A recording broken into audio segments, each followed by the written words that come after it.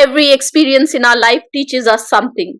We learn more from our mistakes and our failures than from our successes.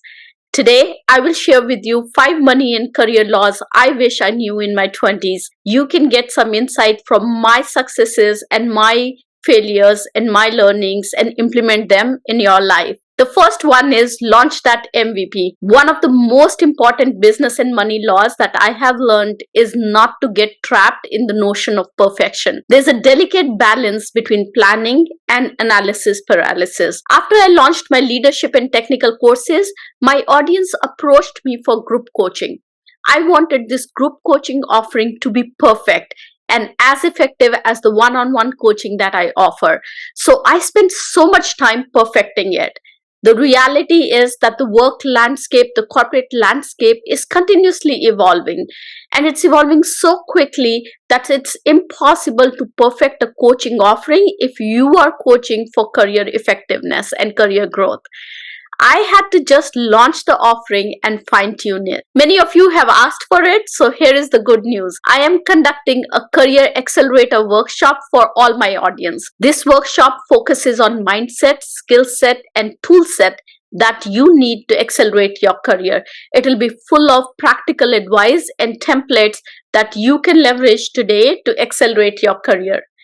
And here's the best part. The workshop is completely free.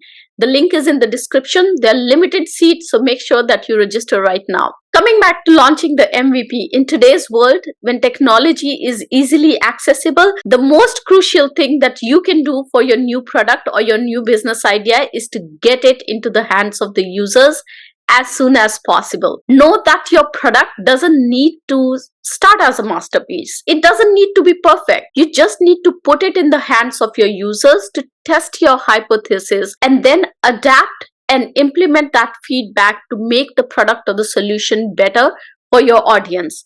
No company has ever launched a product that has been in the same shape and form as they envisaged it. So by launching the MVP and not waiting to perfect your solution before you launch it, you actually provide yourself an opportunity to pivot as needed. The second is to build multiple streams of income.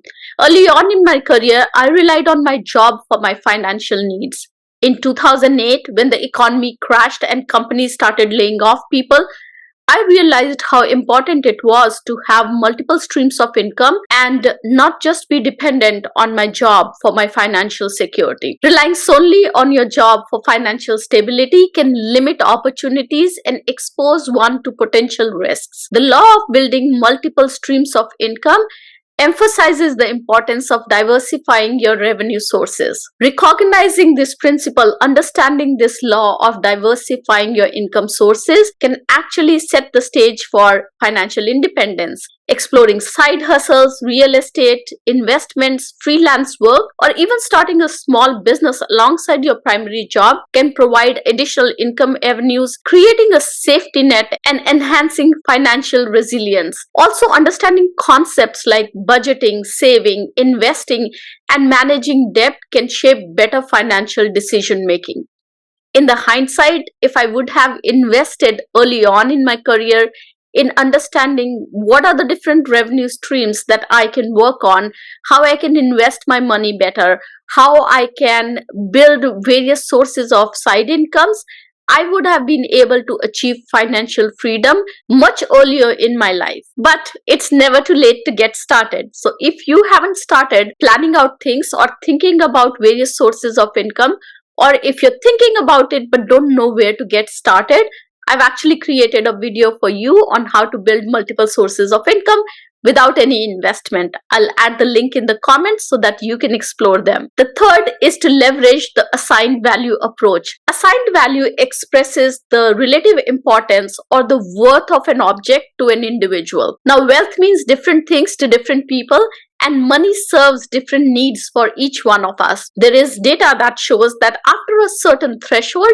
money doesn't buy happiness. Once you reach a point where your basic needs are met, making more money might not necessarily contribute significantly to your overall goals of happiness and financial freedom. Early on in my career, I was so focused on climbing the corporate ladder and a bigger paycheck that I didn't consider whether I was happy in my job, which led to burnout. Because I was so focused on taking additional responsibilities in the corporate world, I didn't pursue my startup idea, something that I still resent. Sometimes deciding not to pursue the most obvious opportunity can have greater positive impact on your finances and your well-being. Now, I frequently get opportunities like being on a board or speaking at a conference or for an advisory position at a company.